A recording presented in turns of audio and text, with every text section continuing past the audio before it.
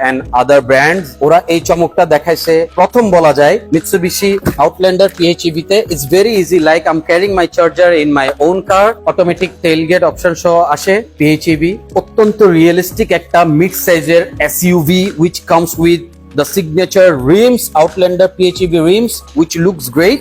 The tire profile comes with 225, 55 or 18. So a SUV ta comes with a bigger ground clearance around 8 inches. কোথাও ওয়ারি করতে হবে না বাংলাদেশের anywhere এই গাড়ি নিয়ে নিচে লেগে যাচ্ছে নাকি স্পিড ব্রেকার অথবা কোনো বাম্পসে